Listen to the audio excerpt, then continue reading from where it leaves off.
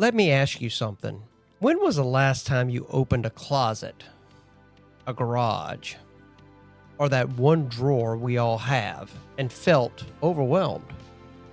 Not by what you couldn't find, but by how much was already there. We live in an age of abundance. 2-day shipping, endless sales, storage units, and impulse buys. Somewhere along the way, more became the measure of success, and enough became a moving target. We spend years collecting, upgrading, replacing, only to find ourselves surrounded by stuff we barely use, don't really need, sometimes can't even remember buying. But here's the deeper question. What is all this stuff really costing us?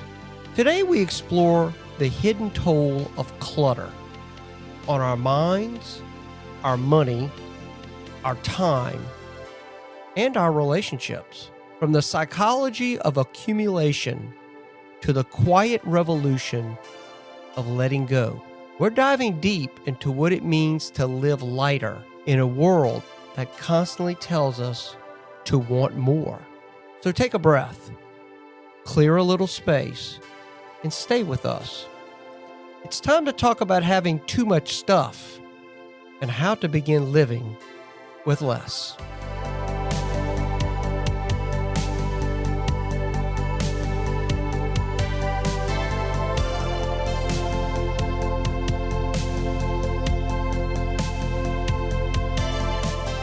Welcome to the Retrospect podcast, a show where people come together from different walks of life and discuss a topic from their generation's perspective. My name is Ian, and as always, I'm joined by Jason. Hello, everyone. And Stoney. Hello.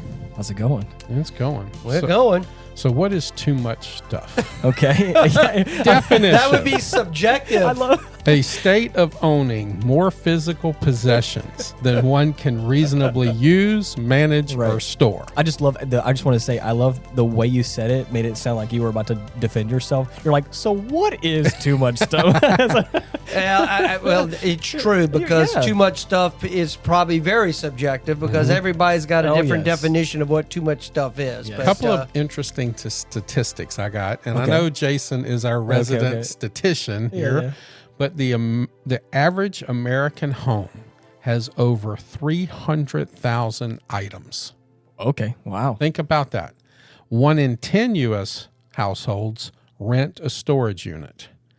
And on top of that, Americans spend $1.2 trillion annually on non-essential goods.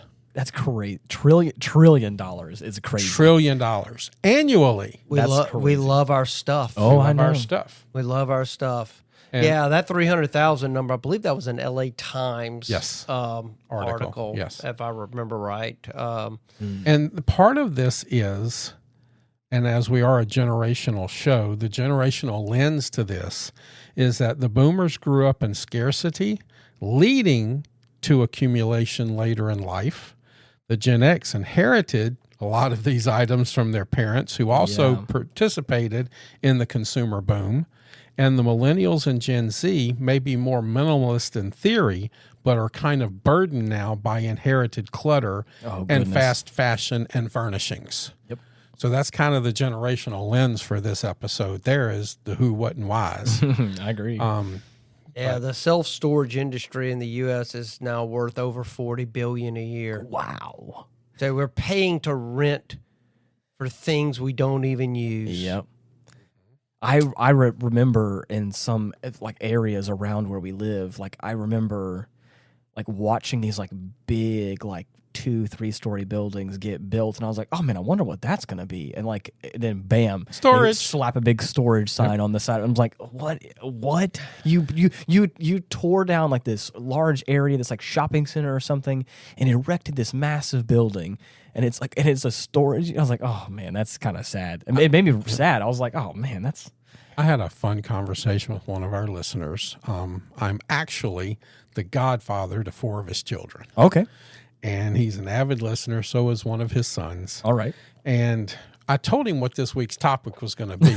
Okay. And he goes, oh, man, I wish I could be. I got something to say. And I says, well, go ahead and say it, and I'll say it for you. All right. This is Chris. All right.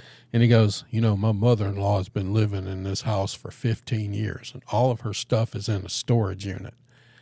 I said, okay. And he says, let's think about that. Mm-hmm. What the hell is in that storage unit that's worth $80 a month for 15 years? That's true. So if you do $80,000, $8,000, $80 a month times 12 times 15, right? What is worth that much money? Yeah. Well, when you put it that way, it's hard to, it's hard to. Well, say it goes anything. now. It goes down to the psychological point of why we do that, and the drivers behind that. Why would somebody do that? Sentimental value, which is fear of letting go of memories. Of course. Scarcity mindset, especially those of us who grew up with less. Yep. I better hold on to that. Like our dads who had the little screw things. Don't even throw away a screw. That one screw. My dad had a bucket of stuff, screws, nails, or tools. Oh my gosh. Then another one is identity projection. People equate things with self-worth. Mm-hmm. And then the fear of waste. I might need this someday. Right. Syndrome, basically, is what it is. Yeah. And your dad and his bucket. My dad's bucket. Yeah, Hey, sometimes it came in handy. His bucket of knickknacks came in handy sometimes, but there were other buckets of stuff that was not like that. Since the 1950s, the average home has doubled in size. Yep. Yeah. And we still don't have enough room. Mm-hmm. Houses are bigger, and we still run out of space. And then here's another statistic. Like a goldfish. You put it in a bigger tank, and it'll fill it up. 25% of people with 2-car garages don't park inside due to clutter. That's right. Yep. I know plenty of people that can't even get into their garage. It's crazy. Now Hottie Doctor and I have a 2-car garage, but we don't park 2 in there because she's special and there's not enough room because she can't back in and not hit anything, I guess. Yeah. And so she parks inside. Hey, it's okay. So psychologists have this thing they call the endowment effect. I don't know if y'all saw that. Okay. It says once we own something, we place more value than it's actually worth. Yes. That's what it's called. It's called Okay. the endowment effect. Yeah. Yeah. I mean, look, I'm going through that right now. Yeah. I mean, I am decluttering. This was kind of the hinge upon this episode. Exactly. I am going through this process right now, and I have 20 years in my house, and you accumulate stuff in 20 years, and it's unbelievable the amount of stuff that I'm just sitting there saying, I'll get rid of it eventually, and you just don't, and it just goes on and on. Another day, another week, another month, another year, just sits there and sits there and sits there. I'm guilty of like putting things in a closet or putting things kind of out of sight, and it totally goes out of mind, and I forget about it. And I'm like, oh my gosh. I've got this, the fear of needing it later. I'm telling you, I deal with that constantly because, unfortunately, it's couching some truth here because there's times I've thrown stuff away and it's like, I come from it, I needed it later, and it's like, why did I do that? So but then think about this. What about like the weight loss thing? I was, at one point in time, I was a little bit bigger than Ian, a little buff, but then all of a sudden I gained some weight. And then the brain surgery and the accidents happen, and I lose all the weight.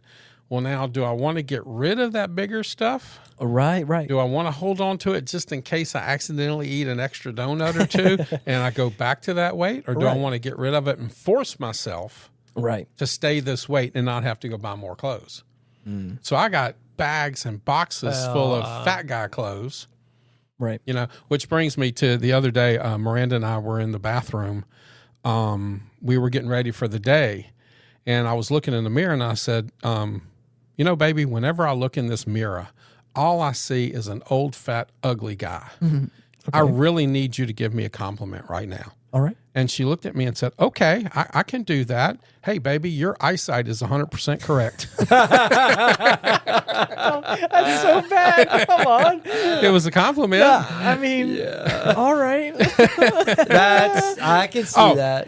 But my friend Chris, he was just Yeah. I want to get back to that a little bit because he was just kind of dumbfounded about how much. What's that number? I'm looking up. 80 times 12 times 15. Yeah. What does his mother-in-law have? How much is this worth? $14,400. $15,000 almost. What could possibly be in there? It's not. It falls back on one of these things you just said. There's this fear of needing it later. There's sentimental value. Like I had this perfect example of this. I was going to have a charitable organization picked up some stuff today from my house Okay. to get rid of. I don't need it. I don't have room for it. I'm trying to make room for her stuff that way because we're sharing the house. Of course. Well, I have some wrought iron furniture. That dates back to probably the late 70s. Wow. And it was some of this stuff was at the house I grew up at. Really? And I told my mother that I was going to be getting rid of some of this wrought iron. It's just ratty looking. It needs to be refinished. Yeah. Oh, no, you're not going to get rid of that. And I'm like, what do you mean I'm not going to get rid of it? She goes, I said, I have no room for it. I got to make room for. Yeah. And it just doesn't look very good. It's old. Nobody wants this stuff. You could take that to a sandblasting place Well, and have it refinished and make it nice. You could, but will you? You will. Exactly. I will one day. One day I'll do it. Actually, I've reached out at work Stoney, about you're enabling bringing him. it. I'm actually bringing it to the out to and have them possibly redo it and clean it up, repaint it, make it look nice. Maybe somehow I can use it at the house, or eventually get rid of it. But there it is. That's a perfect example. Yeah, You're not going to get rid of that. That has sentimental value. Like, Mom, nobody wants this stuff. This stuff is old. You can't buy wrought iron furniture anymore. I said, well, you can buy it. It's just right. It's not like it's not out there. It's just what it is. But it's a little small. It's a small little bench. It's hardly enough for one person to sit on, and two even smaller chairs. So it's very impractical. But you're touching on something that I've kind of been going through, and this is what's great about the generational show. I was married, you were getting married. And, we're at different places in life. Well, Heidi, Dr. Miranda, and I, we have two households coming together. I had a full household. Yours, mine, and ours. Yeah. And just downsizing to be able to accommodate get rid of that. stuff. Oh, yeah.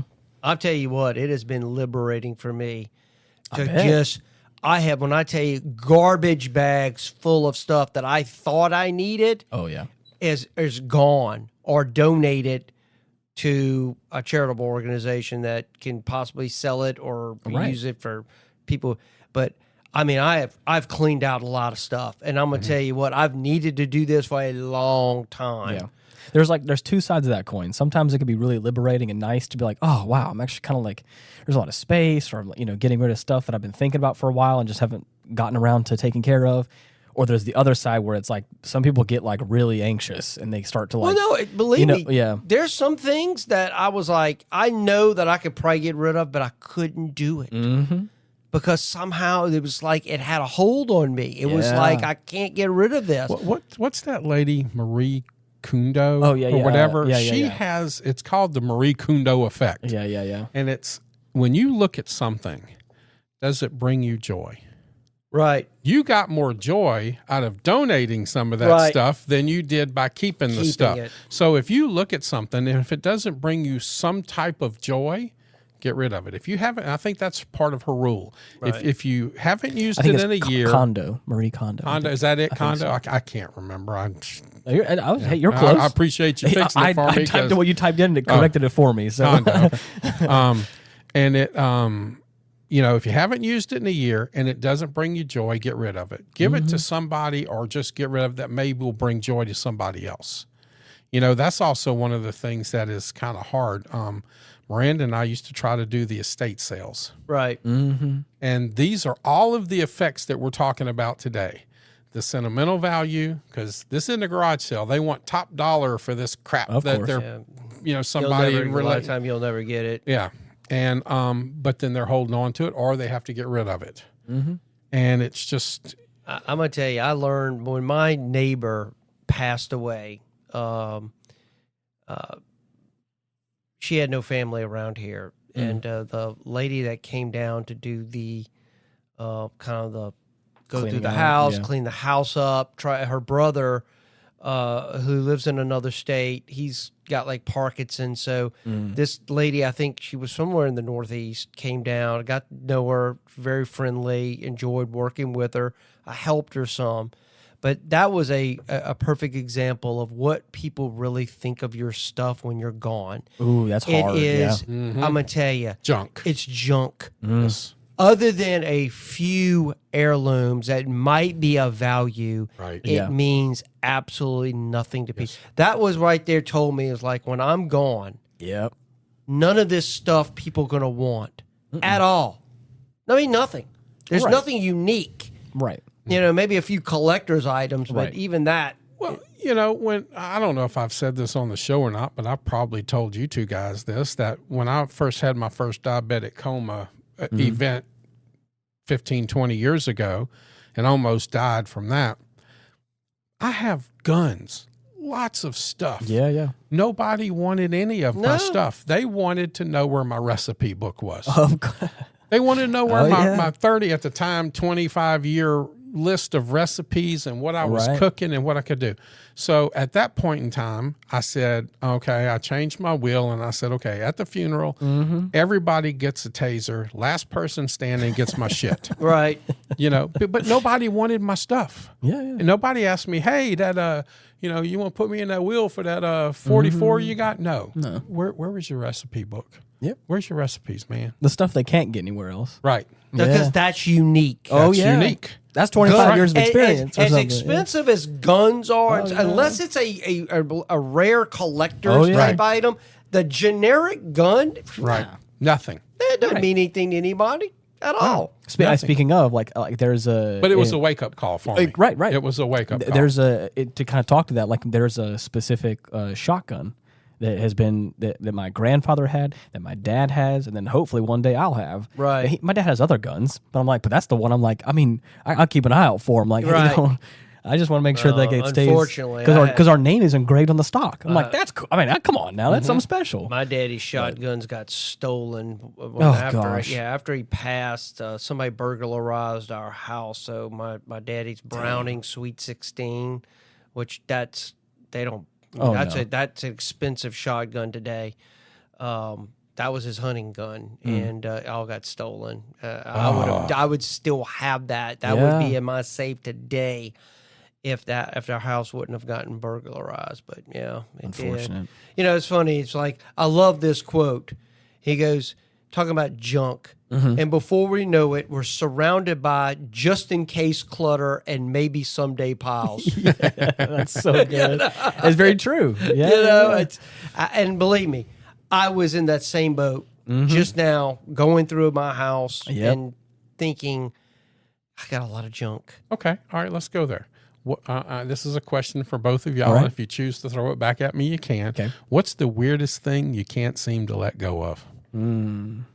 I could tell you. I mean, for me, that's what I'm asking. For you, what's the weirdest thing that I can't let go of? You can't let go of. I can't let go of it because of it's weird. But like all my Dungeons and Dragons stuff from that is weird from the early '80s. Hey, it's all boxed up in my attic now. But I was like, that's not going anywhere. I am keeping that because I feel like that might actually be worth something someday. One day.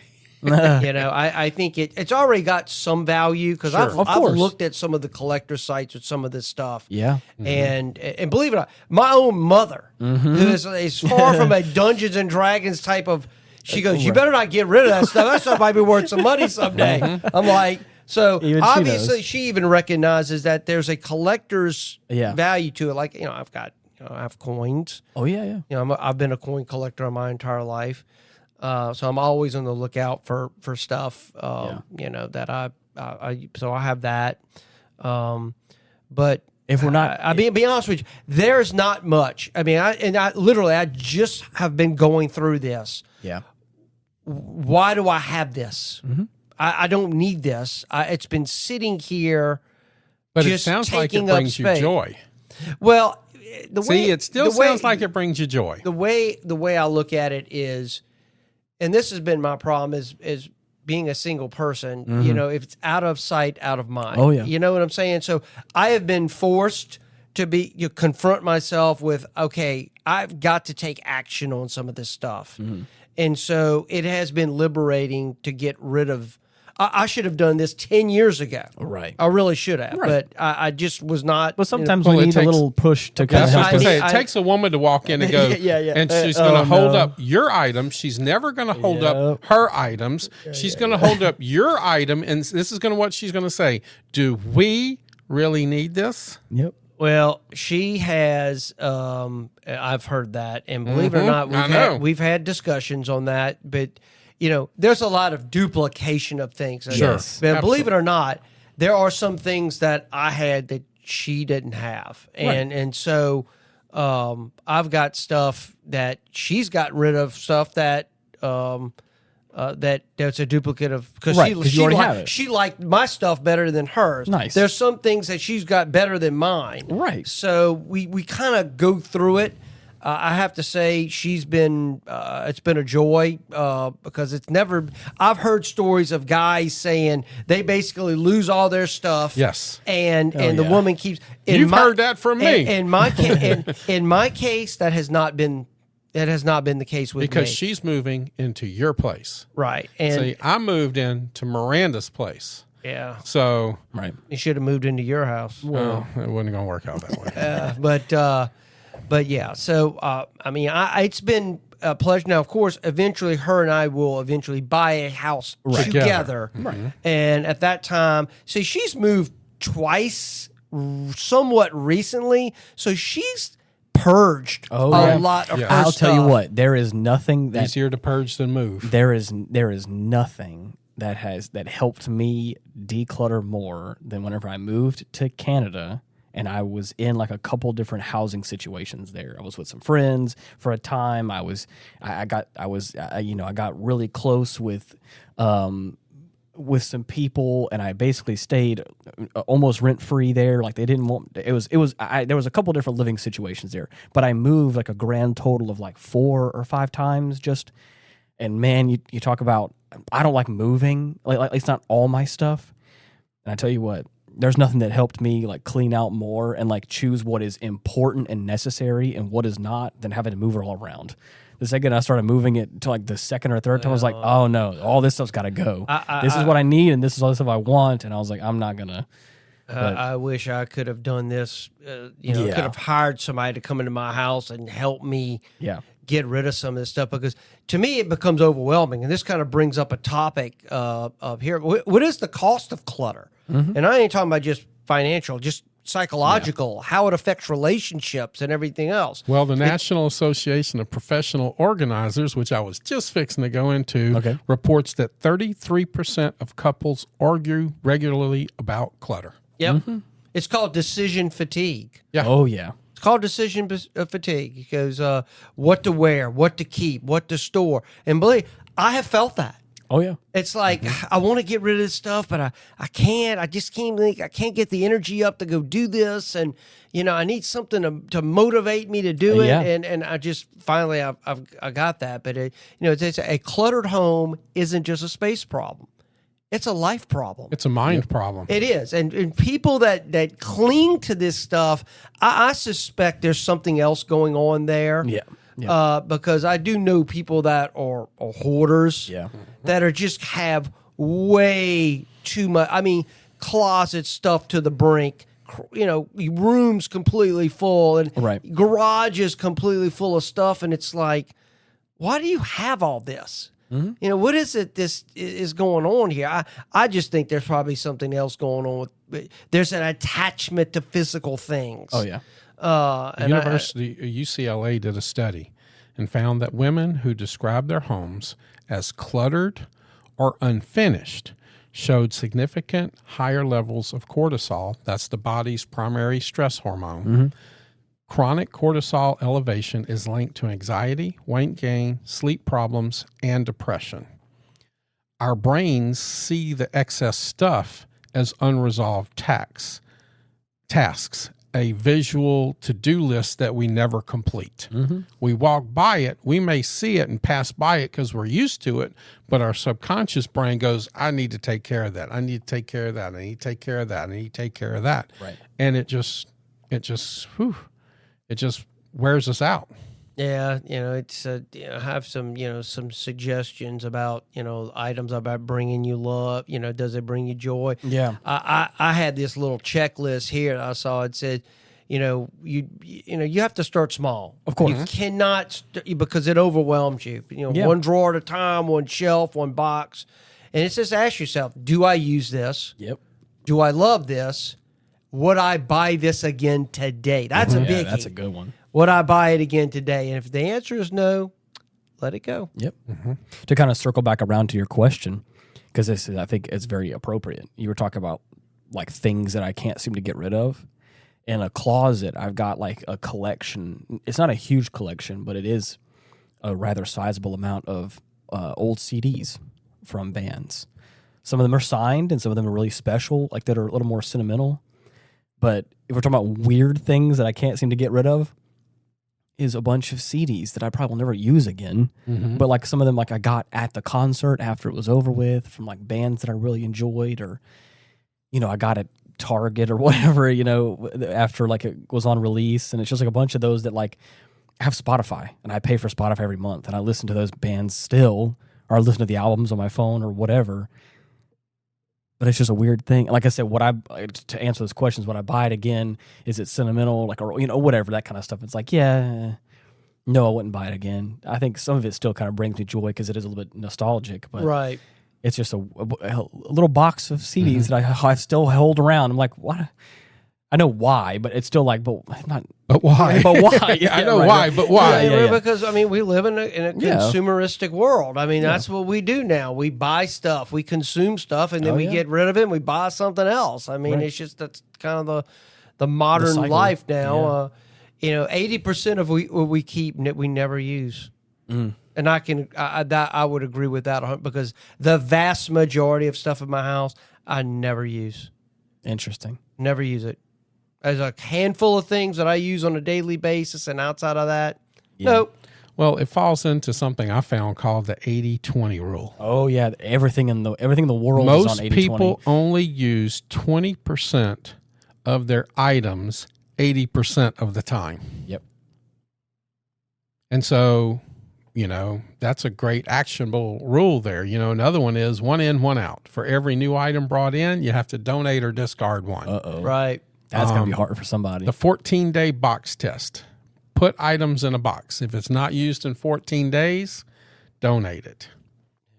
Interesting. I'm fixing to go through another storage thing in my bedroom this weekend. Yeah. And there's a ton of stuff that has just been sitting in there for a long I know you've been doing this for a while. Do you think you're like or do you think you're almost done, or are you like you still like you feel like you still have like a long way to go? Like I'm probably over 50%. Okay. Well, he says that until she moves in. Well, and then it's going to start completely over again. We'll cross that bridge when we get there. Like for example, my house is small. Okay. So and the reality is we have to rent a storage room because we've got a place to put some things because we're just the way it's going to work out. Now, when the time comes when we buy a house together, we'll get rid of that and we'll put it we'll put it into the house. But it's just when you got a small home, she's got her home is not very big, so she doesn't have a ton of stuff. But still, you have two small houses worth of stuff. You can't fit it all in one. You can't fit it all in one, and we're not going to try to do that. I don't want to live in a house that I got. I got crap all over the place. Right. I don't live like that. Yeah. I can't even stand seeing a box sitting in the den. I was like the whole time, we just, and she laughs. She goes, because I know exactly how you feel. I don't like seeing all that either. Oh, right. But it's just what it is right now until we get it all I make room and she adds her stuff and I say the essential things, the things that you need to have, and then we work on the things you'd like to have. Of course, and we'll just make it work as best we can. Right. But for us, this is not the permanent house. All right. Her and I eventually will get another home. So we're kind of just in a little bit different predicament. But did you say 10% of U.S. households rent a self-storage unit. Did you mention that earlier? Yeah. Yeah, I think they said they. I think it's more than that, actually. Well, they say 13 million households pay monthly fees for extra space. I know that growing up, my family had one. So I mean, I probably me currently I don't have one, but like we had a. I did. I had one yeah. when I moved in with Miranda. I had one. yeah. When we were looking at storage spaces, just perfect example of this. We started talking to this lady that showed up because the office was knocked on the door. If nobody, this lady pulls up and she's actually got a storage space, and she was heading, and we just kind of go into conversation about what is she storing there.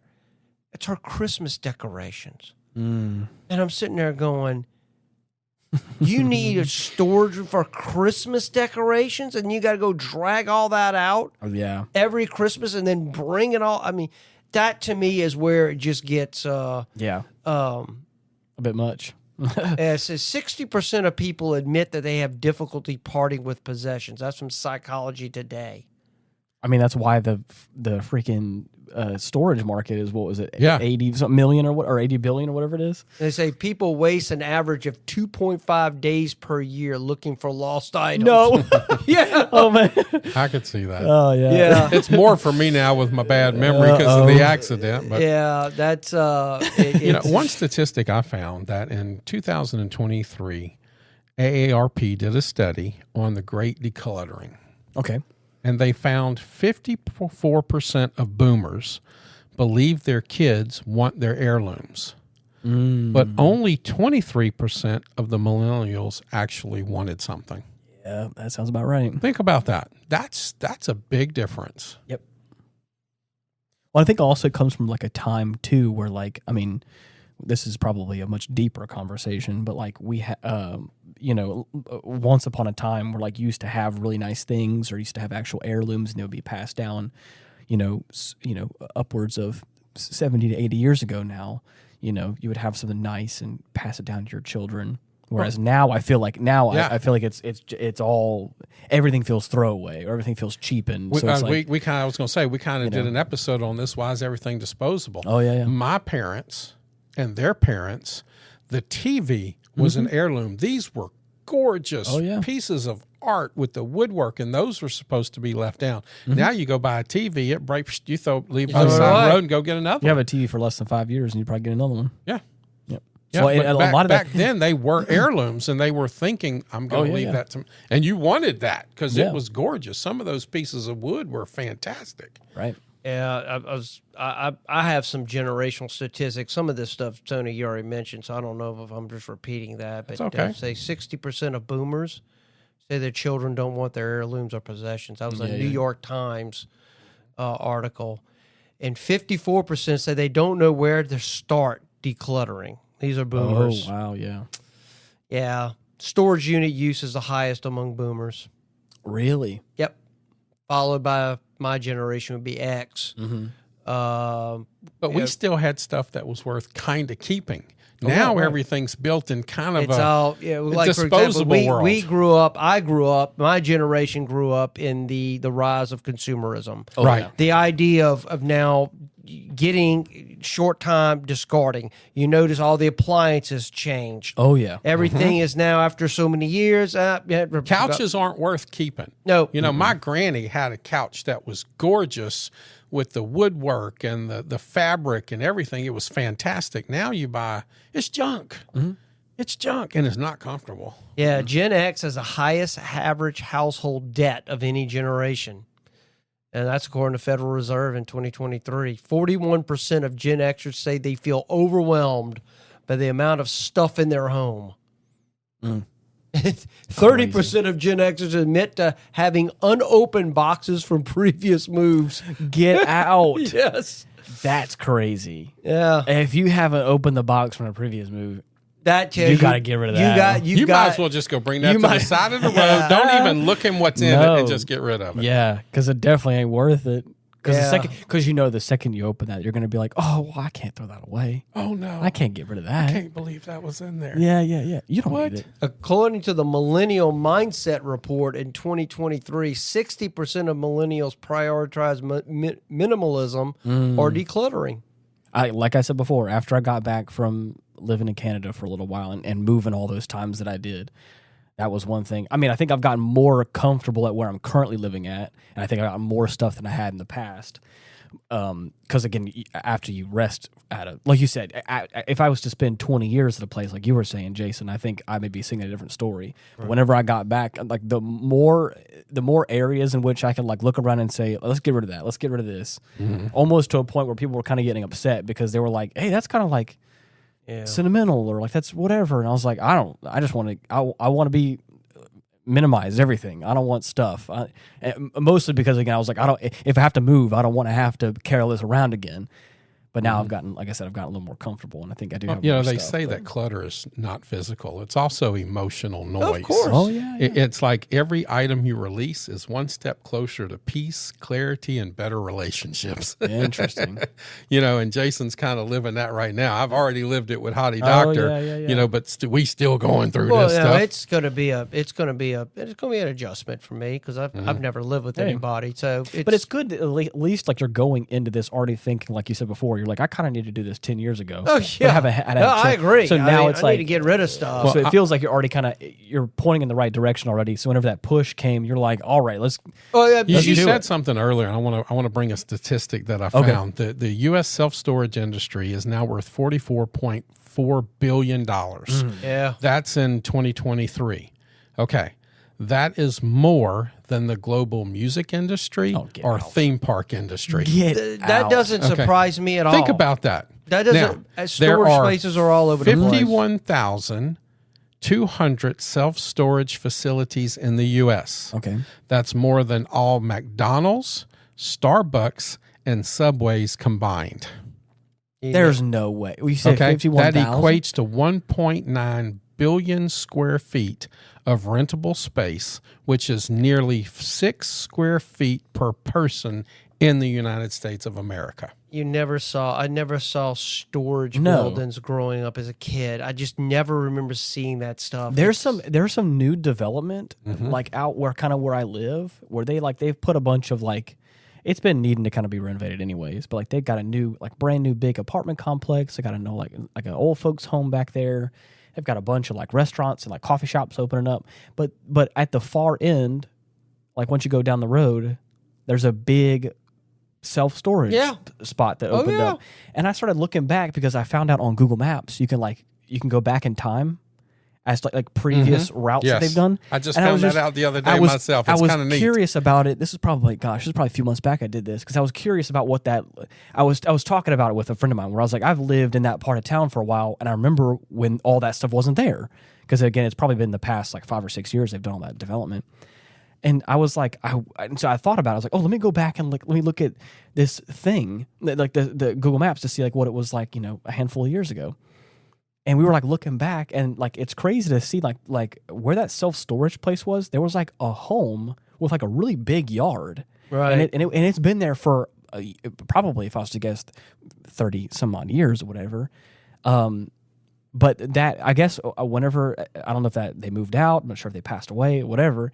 But whenever this whole development stuff, that whole area of land that was like someone's property and house and that kind of stuff. The house is gone and is now in its place as that big self-storage. And for me, I was like, again, I got a little bit sad. I was like, man, it's crazy. They're everywhere now. It was like if I have a business, that's a great business to go into because you don't have much overhead. I mean, you just got storage buildings. Yep. I mean, there's not much to really. Oh yeah. But especially if it's not climate controlled or anything like that, you probably just, I don't know. I'm gonna tell you, pay for security maybe. But I'm gonna tell you, where you're talking about millennials here, and they're talking about having 1/3 of millennials rent storage space, but 72% said they'd rather spend money on experiences than things. So that's you starting to see the transition. I agree with that. But digital clutter is the highest. Oh, I was going to go that toward the end. Hold on, let's get there in a minute. I got a couple more real life statistics. I've got a bunch of that too. I was going to do the digital thing too, but I wanted to say by 2023, boomers were 22% of the renters of storage space. Right. Downsizing or managing inherited belongings. Gen X, 28%. prime sandwich generation, which we talked about earlier with the parents and kids kind of living with you, dealing with both kids and aging parent stuff. Millennials were 33%. Frequency of moving, urban dwellers, and lifestyle overflow. Then fun. Gen Z, 12%. Mostly college students or renters sharing small spaces. Yeah. And the people, the top reasons people are using it, and Jason kind of mentioned something that falls into the statistic. Moving or relocation is 42%. Wow. Not enough space at home is 29%. Life transitions, divorce, death, or downsizing is 15%. Storing inherited items is 9%. And the Christmas items, seasonal or sports equipment is 5%. Really? Yes. I mean, it's like it's so much they even had a show about it, like, you know, about storage wars and all that stuff about, you know. Oh, yeah. And right now in America, the average cost of a standard unit is $90. Climate controlled is $130. That's about right, yeah, because that's about what the price for... And in urban centers like New York City, it's $180 to $250 a month. Out. $250 a month? Trust me, look, they some of the stories I've heard, they just raise the rates on you because they've got you. They've got you because they know you're not going to get rid of it. That's right. No. That's what happened to me before I moved in with Miranda. Yeah. And the guy, and I was so mad. I want to say the name of it and who he is, but I won't do that. There was a 12% increase every year. Yep. Get out. Yes. Just to keep stuff in. Hoarder stuff. Yeah.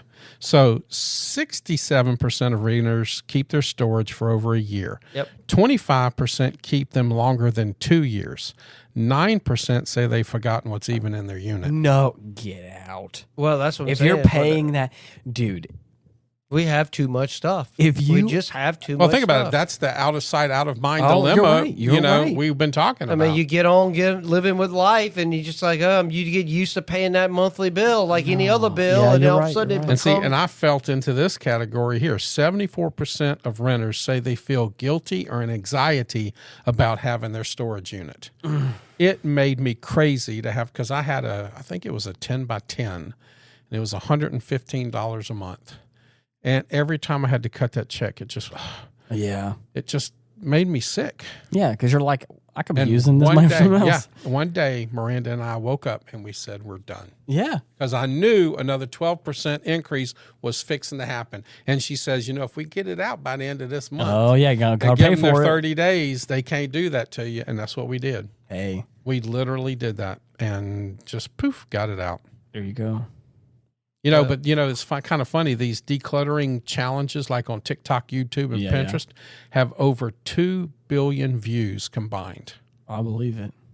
That's insane to me. My mind's starting to kind of roam too, where I'm thinking about increasing the price, like to kind of turn over tenants, almost like that. Like thinking about that, of how I don't know. Like that's great, 12% every year. That's ridiculous. But anyways.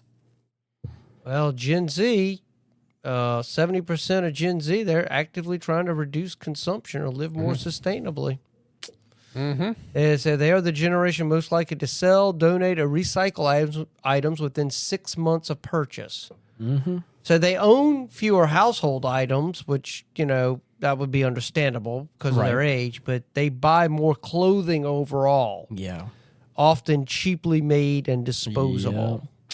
That's what I was thinking too. Is I think there's probably a double-edged sword to that. Like they probably get rid of things faster because it's also like things probably don't last as long, either. Yeah, potentially, it's. I mean, telling you, we've got some. It's a lot of stuff. I mean, we got a stuff problem, and that's just what it is now. All right, let me throw this at y'all. Are you a storage addict? So grab a pen. All right. All right. I want y'all to keep track of this. I'm going to ask y'all some questions. All right. Keep track it in your head if you can. I've got 10 questions to ask you to find out if you're an actual storage addict. Okay. If you answer the question yes, score a point. Question number 1. Do you currently rent a storage unit or have in the last 3 years? Okay. Okay. Do you have boxes in your home that have not been opened in over a year? Uh-oh. Okay. Okay. Do you avoid certain closets, rooms, or areas in your house because they're too full? Okay. All right. Number 4. Have you ever bought something again because you couldn't find the original? Oh, man. All right. Number 5. Do you keep things that you haven't been used in over a year just in case? Okay. Number 6. Are there items in your home belonging to someone else, like your grown kids or parents? Number 7. Have you ever said, I'll deal with that later, and it's been 6 months or more? Okay. Say that all the time. Oh, Number 8. why you got to call me out like that? I know, right? Is your garage, basement, or attic used primarily for storage other than function? Number 9. Do you feel stress, guilt, or overwhelmed when thinking about organizing your stuff? And number 10. Okay. Have you ever moved something to a new home without unpacking it from the last move? So if you scored 0 to 2 points, you got some minimalist vibes. Okay. You got a healthy relationship with your belongings, and you know where things are primarily, and you're not paying rent for stuff you've already forgotten about. Right. 3 to 5 points. You're a borderline stasher. Okay. Okay. You're holding on to some excess, but you're doing okay. 6 to 8 points. You're a closet contender. Okay. All right. You're likely overwhelmed or postponing decisions. Your things may be quietly costing you in space, stress, and money. Right. And 9 to 10 points, you are officially a storage addict. Okay. It's official. You might be in a committed relationship with your stuff, but don't worry. Every box has a story, and every story can find some closure. Okay. So where'd you fall in? 4. Ian? 4? 4, yeah. All right. Okay. That's not bad. Okay. 4, and I think one of the You're a questions. borderline stasher. Yeah, yeah. I think I was 4 to 5. Okay. So I think it was one of the questions. I was like, the attic one. I was like, I do have attic, or like quote unquote function. There's not a whole lot of function in my attic, but I do use it for storage. So I'm like, it could probably go half. So I think I'm somewhere in the middle there. Yeah. I think I'm not a complete storage addict. yeah. So did you have 6 to 8 points maybe? You're a closet contender? Probably was a closet contender. Yeah. Even though I don't think I was, but obviously I think I. Yeah. The reality. The reality of it is probably I had, not that I had any sentimental value to any of that stuff, and as I said, I'm going through this process now. Yeah. And I know my girlfriend has told me, she goes, I'm impressed that kind of once you make a decision, it's gone. And I'm like, yeah, that's kind of how I am. It's Right. like I hang on to it, and then all of a sudden it's like all I got to do is be pushed a little bit. It's like, no, I don't need that. Get rid of it. Let's not make it worse. Let's not make it harder on ourselves. Right. If we're going to do it, let's go ahead Let's and do it. I'm kind of like, okay, we're doing this. Let's do it. Yeah. Other than a few things that I felt that I'm going to hold on to, the rest of the stuff, I could care less. Well, you got to remember, stuff is just stuff. Yeah. It only gains meaning when you decide that it's worth keeping. Exactly. Okay, you have to actually decide, I want to keep this. And well, if your stuff is controlling your space, your schedule, your time, or your sanity, it might be time to reclaim some of those things. I just think of, my D&D stuff. I mean, but you smile when you talk about that. I think about it, and there's emotional attachments to that because it occupied a very critical part of my life, and there was a lot of fond memories and good bonding with friends, and we had great times doing that. So there's a lot of sentimental value to it, even though I'll never look at it. It's just like I just don't do that anymore. But it does carry a lot of emotional value to me. So, I fit into one of those categories with that stuff. I'm a collector of mugs. I obviously, as a coffee guy and tea and all that kind of stuff, I have a lot of paraphernalia for all of it. Any kind of like coffee brewing device or gadget, I probably have. And with that, I've collected some really cool mugs throughout the years. And some of them are one of a kind, really special mugs, and I don't get the chance to use it very often because I do have like a certain selection of mugs I like to use like on a regular basis. But some of them are like really special. Or like I remember getting it somewhere. I remember someone made it for me or something like that. And I'm like, I can't part with some of those because, and I probably should, but I look at some of them and they do make me happy because I'm like, man, these are really, really nice. If they bring you joy, they bring you joy. Exactly. I mean, That's the point, though. If it brings you joy, that's what I'm saying. But I would like some more cabinet space. Is all I'm saying. But I do believe, though. I mean, for me, it took was a little bit of a push, a woman, and I'm not gonna fight that because there is no really emotional And value to the second it. you hesitate, the vast majority of that stuff. And the second you hesitate is when like you start to second guess or like, all that kind of stuff. So like if we're going to get rid of it, let's go ahead and do it. And as I said, I wish I could have done this 10 years ago. Just if I had somebody to just help me. Oh yeah. At the time, it probably would have been beneficial because all that would be gone, and I wouldn't be dealing with all that. But yeah, we've gotten rid of a lot of stuff. So I've given a lot of stuff away. Yep. Yeah. Should have back then, but now you are doing it now. So I'm doing it now that's because the cool I mean thing. I had to, and so whatever it takes. Right. But I think the good thing is I didn't fight that. It wasn't like I was just really agonizing over. Oh, I don't know if I. It was like, yep, gone. Yep, gone. Yep, gone. It was. It was that way for me. It was once I went there, it was like it was out. Right. And it was out of the house. I could care less at the time. That's so funny. I told Tracy, I said, I have really no inherent emotional attachment to really anything in my house. Okay. Really nothing. Right. Other than a few items. And I told her, I said, as long as I have a place to sleep. Oh yeah. A place to take a shower, use the bathroom. Yep. A recliner to sit on. There you go. And a TV to watch and my computer. Yeah. I can really care less how the house looks. Right. I really don't. If you want to decorate it, you want to put this up, put that up, I could care less. Matter of fact, I hate inside the house. I'm more of an outside the house guy. Right. I like a pretty yard. Yeah. I want it landscaped right. How the house looks on the inside as far as, how they decorate it or whatever. Right. Looks great. Yeah. Because I have literally no pictures on my wall. Okay. I have nothing because I've never cared about that. Literally, it's a utilitarian thing for me. It's a tool. Space to go into, to do it, to get away from the world. It's my little secluded thing to go to.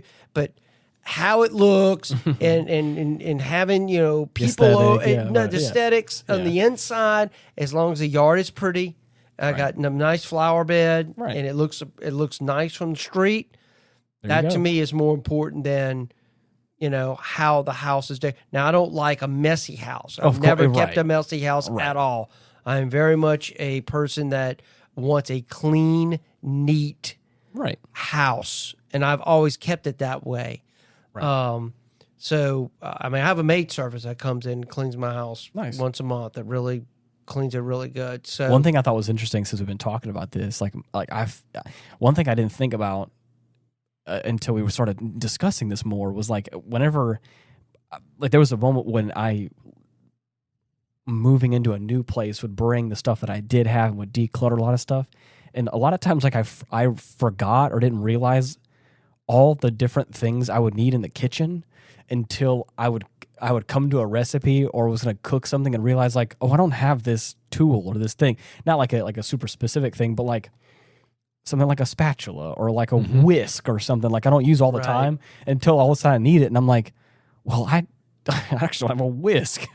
So the amount of times I've gone to the store to go buy something like that has been hilarious because again, at one point in time, I think I got into this place and I didn't have like measuring cups, like a glass, like a 2-cup measuring cup or like a measuring cup set or whatever.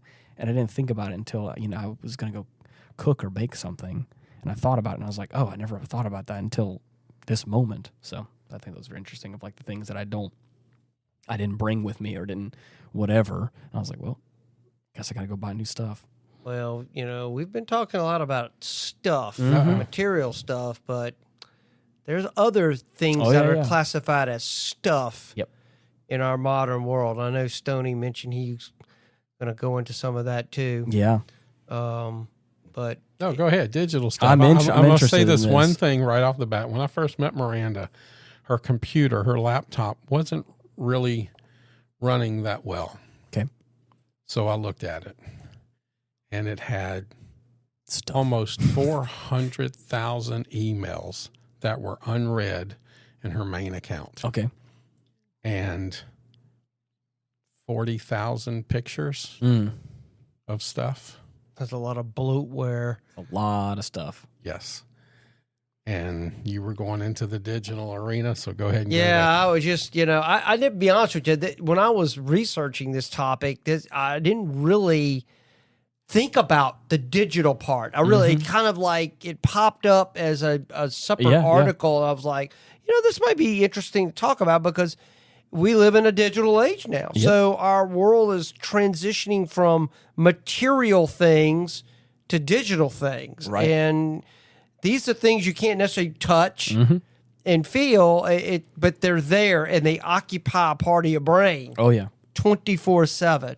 So I found some interesting stats here. They call it digital clutter statistics. Talking about email overload. They said the average person receives 121 emails per day. Yep. Which to me is crazy. A lot of it's all spam stuff. Yeah, It's, most of them are promotion, updates, yeah. spam, and that kind of stuff. 24% of the emails are actually opened. sounds about right. Yeah. Yeah. The rest remain unread or deleted, adding to inbox fatigue. Oh, yeah. 49% of workers feel overwhelmed by email volume. I can definitely see that. Many check their email 15 times per day. That's crazy. 15? 15 times per day. That's ridiculous. So that's taken away from, workflow. It's Oh, increasing stress and everything else. Whenever we brought up this whole clutter thing, and I started thinking about digital clutter as well, and even whenever we brought it up earlier, I like to have things pretty neat as well, like in a physical space. Not, I'm okay with some stuff around. It's, it depends. But one thing that I've always done and I've always taken pride in is the fact that all the stuff on my computer is like very well organized and very clean and neat. Because if I get on the computer to go do work and stuff, and there's stuff everywhere, and I get overwhelmed, I can't do it. Yeah. And whenever I'm doing projects, editing the show, It's all a editing mental video game. project, and if I can't find the assets I need, if I can't find the clips, that's the kind of stuff I'm like, I can't deal with. I can't do it. And I've gone at my mom, for instance, love her to death. But a lot of times she gets me to go work on her computer or something, or her work My computer. parents do the same thing. And Drives you crazy, doesn't it? I'll open that thing and I'm like, what in the world is all this nonsense? Because there's folders all over the desktop. Nothing is categorized by name or date or nothing. And I'm like, but she knows where it is. And I'm like, that's fine. As long as you know where Organized it is, chaos. that's okay. But for me, I look at it and I'm like, Digital chaos. I can't function in this space. Anybody that was ever touched the computer I've worked on, I have told them, I was like, just think really hard as to how you think, what is the first instinct where you think I would put it? And a lot of times they're like, oh, well, it's a lot of times if it's video stuff, they're like, I'm imagining it's in videos. And I think it's going to be in this project. And I think it's going to be here. And I was like, and look at that. You didn't even need to ask me a question.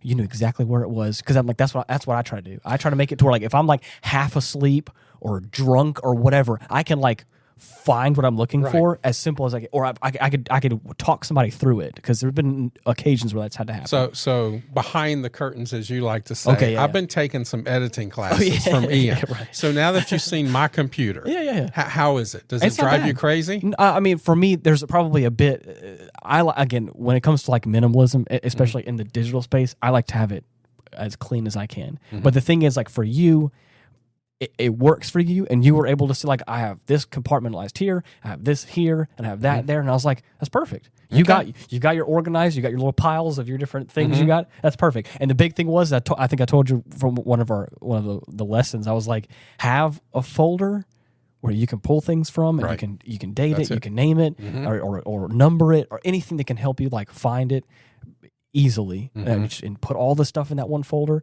and then move on to the next. And I was like, that's all I got to do. A lot of times because the software likes it that way, because it because it has wants to to go back to the same spot each time. Right. And and especially for you as a human, if you can hit the same spot each time, that's perfect. So this arena, y'all never asked me what I'm having a hard time getting rid of. What is it? And it kind of falls down, and it's similar to yours actually. I have literally 1,500 DVDs. I forgot about this. Yes. And I would say another 300 or so Blu-rays. Wow. And I have a hard time getting rid of them because I'm waiting for the great reset when all of the electronics are gone, and I'll be the guy who has all the DVDs and be able to watch movies and entertain myself. And I threw away all my old video games that I bought individually. Physical copies? Yeah. Wow. Gone. See, I have It's like because I don't need them anymore. I don't care. I have a really good friend of mine he likes the fact that like you can buy games digitally, and I think he does.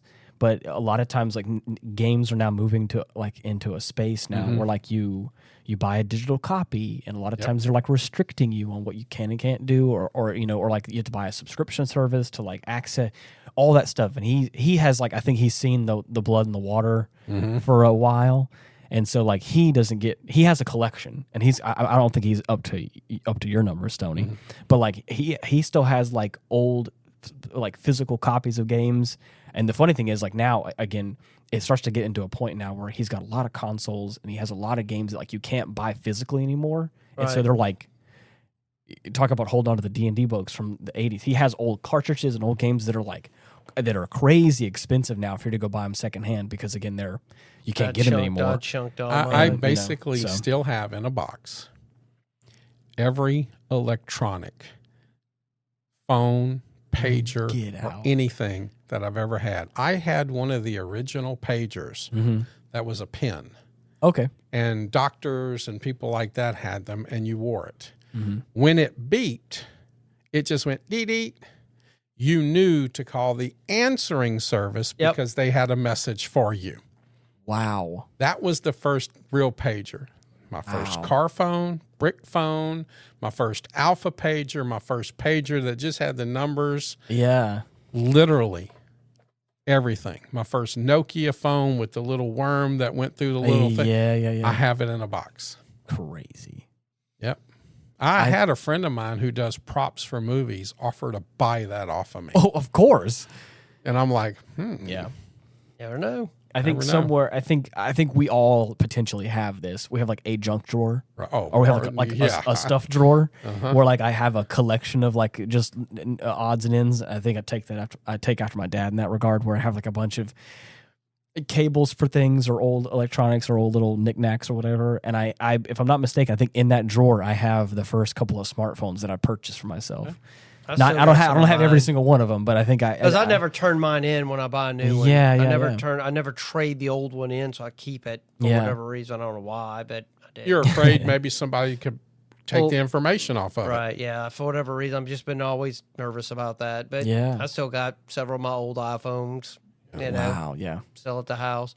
But, kind of back to just digital stuff. I said 60% of office workers don't know where their digital files are stored. I can't do that. I could see that driving you crazy, because as proficient as you are, when I'm in that class with you, and you're like, and oh, man. Workers spend 2.5 hours per day searching for files and information. No, oh my God. Oh, that stresses me out. I can't do that. Okay, that's 2.5 a day. So that's 10 hours. 30 work days a year. 30. That's where I was going with that. They spend 30 work days a year are lost to digital disorganization. Yeah. And the funny thing is, you just said that, and then early this week, probably a couple days ago, in the office, I send out a batch email with all the graphics that we need for the rest of the month for like this series that's happening. So each week is something different, and they're like each one's a little bit different. And I remember getting a phone call in the office saying, hey, can we have the second week's graphic? And I was like, I sent out an email that had them all there together, and a different person was at the computer than the person that received the email initially. Right. And I was like, she said that she saved them onto the computer, and she said that she saved them in like this area. And sure enough, I like peek around and we start like kind of roughly trying to look for it. And I had to step away. I was like, I don't know where she put them, but call her. Cause again, I was like, I can send them out again if you want to, but like they're saved on here somewhere. There's no need to do extra work. So to hear those statistics about people, looking for items, it stresses me out. 70% of digital storage is unused or duplicate content. I believe it. It's crazy. Well, the average smartphone user has 80 plus apps, but only uses 9 daily. Okay. That's app wild. overload. I see that. I could see that. Yeah. App overload. Mm-hmm. Distractions, wasted space, and longer decision times.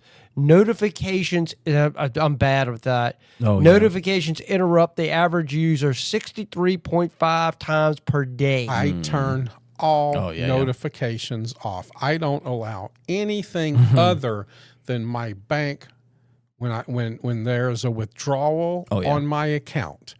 And that's intentional. Of course. I don't want to know when Facebook's happening. I don't want to know when I want it. Oh, yeah. I'll find it. But I intentionally turn that off because notifications just drive you crazy. No, I can't do it. Digital multitasking drops IQ temporarily by up to 10 points. That's according to a University of London study. Crazy. That's scary. Well, we've already done the numbers on what AI is doing to people. Oh, yeah. And it's making us stupid. Because Harvard did that study with people that they could use AI to research or they could use AI to do the work. Right. Yeah. And the people that used it for the research could remember some things, but the people that used it to write the thesis could not remember a week later what was in their thesis. Of course not, because they didn't read it. We're making us stupid. Copy and paste. That's and send it. Yeah.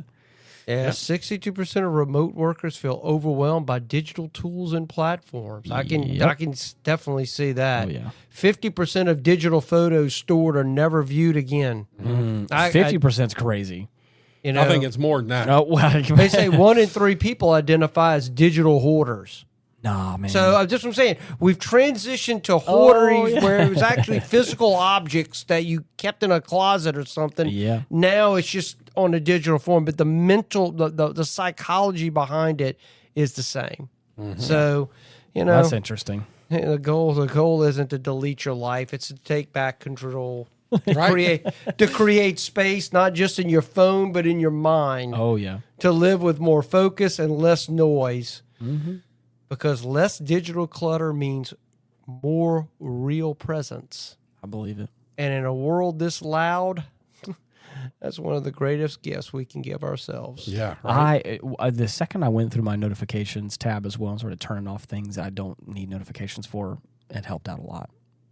I turned it all off. Literally turned it all off. Like I said, there are some things that having... I need to turn off notifications because I'll get being pinged all the time. No. Constantly. See there? I get pinged. See, there it goes right there. Pings all the time. That's funny. But, if it's an email, it'll put the little red dot by it, but no sound.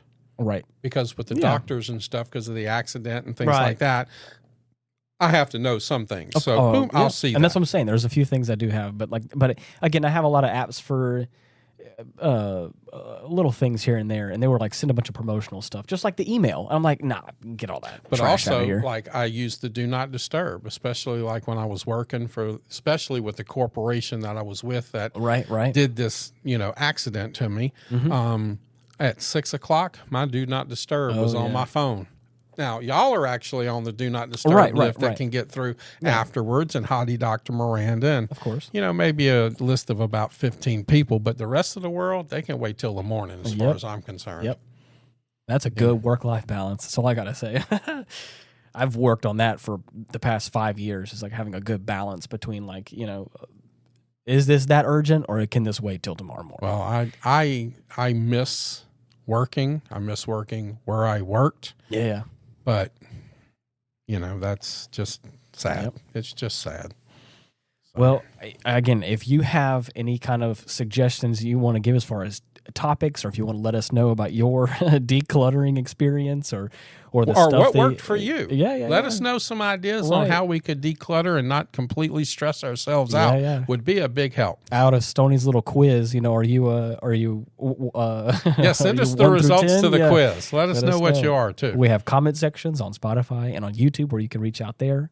We also have the email address, getinfinitetogether@gmail.com, where you can send us more long-form responses because sometimes the comment sections won't allow that. There's also the website. Retrospectpodcast.com. Correct. But anyways, until next week, thank you so much for listening. Bye-bye. Goodbye, everyone, and God bless. Maybe our grandparents saved everything because they lived through scarcity. Maybe our parents kept everything because they thought it might be worth something one day. But now, hey, maybe it's our turn to rewrite the story, to keep the memories but not the mess.